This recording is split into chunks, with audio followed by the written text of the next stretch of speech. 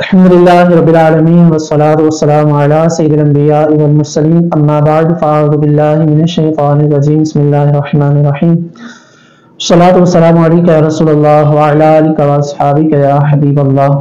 الصلاة والسلام علیک یا نبی اللہ وعلی آلک واصحابک یا نور اللہ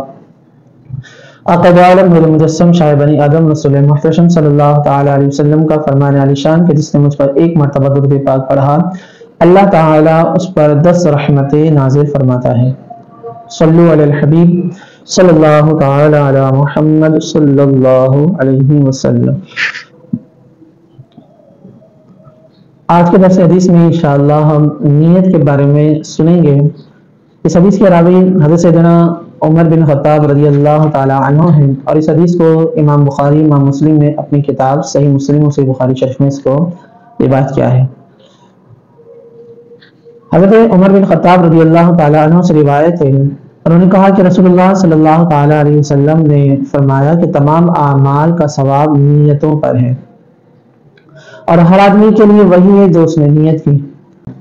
جس شخص کی ہجرت اللہ اور اس کے رسول کی طرف ہو تو اس کی ہجرت اللہ اور اس کے رسول کے لیے ہے،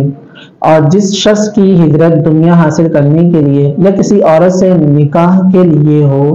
تو اس کی ہجرت اسی کے لیے ہوگی جس کی طرف اس نے ہجرت کی ہے۔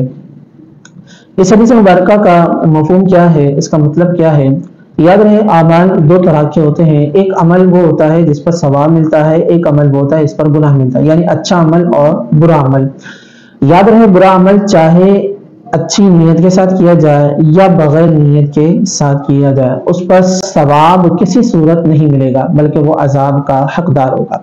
اسی طریقے سے ایک بات اچھے عمل کی تو چاہے وہ کتنا ہی اچھا کیوں نہ ہو، اگر اس میں اللہ تبارک و تعالیٰ کا قرب حاصل کرنے کی نیت ہو، اس میں اللہ تبارک و تعالیٰ کی رضا حاصل کرنے کی نیت ہو تو اس پر ضرور ثواب ملے گا۔ اور اگر وہ اچھا عمل اس لیے کر رہا ہے تاکہ لوگوں میں میری واہ واہ ہو، ریاکاری ہو، اس میں شہرت حاصل کرنا ہو، تو اب اس صورت میں اس کو ثواب تو نہیں ملے گا بلکہ وہ گناہگار ہوگا اور عذاب کا حقدار ہو سکتا ہے۔ مثال کے طور پر ایک شخص ہے، نماز پڑھتا ہے، ماشاءاللہ نمازی ہے، نماز پڑھتا ہے، اللہ تعالیٰ ہم سب کو بھی باجماعت مسجد میں 5 نمازیں ادا کرنے کی توفیق عطا فرمائے۔ اب ایک شخص ہے نماز پڑھتا ہے، اگر اس کی نیت یہ ہے کہ میں نماز اللہ تبارک و تعالیٰ کی رضا حاصل کرنے کے لیے پڑھ رہا ہوں، اس کی خوشنودی حاصل کرنے کے لیے پڑھ رہا ہوں،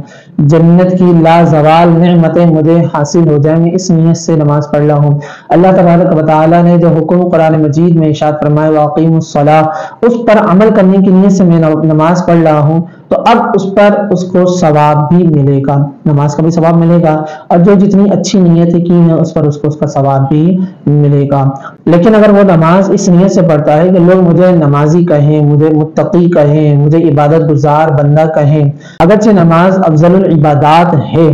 تو یاد رہے اس طرح کی نیت کے دکھاوے کی نیت ہو، اس نیت سے نماز پڑھنا تو اس پر ثواب تو نہیں ملے گا بلکہ وہ عذاب کا حقدار ہوگا، وہ اس کی نمازیں ضائع ہونے کا خدشہ ہے۔ الغرض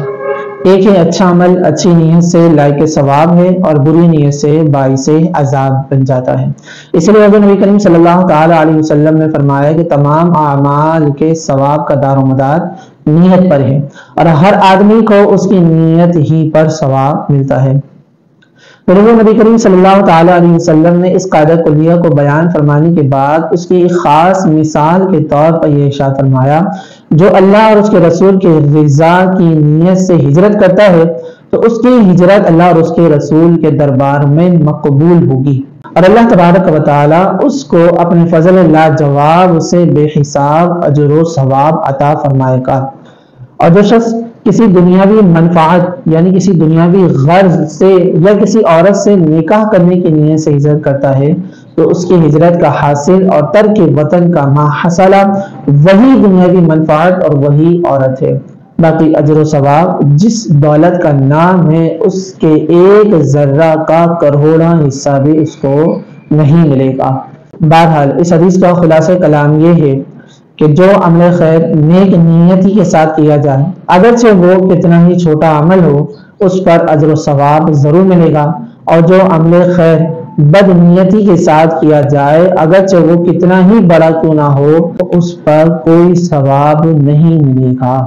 اللہ تبارک و تعالیٰ کی بارگاہ میں دعا ہے مولا کریم مجھے اور آپ کو، ہم سب کو ریاکاری سے بچتے ہوئے نیک اعمال کرنے، ہمیں نیکی کی دعوت دینے، برائی سے بچنے اور دوسروں کو بچانے کی توفیق عطا فرمائے، اور ہر نیک اور جائز کام سے پہلے اچھی نیت کرنے کی توفیق عطا فرمائے۔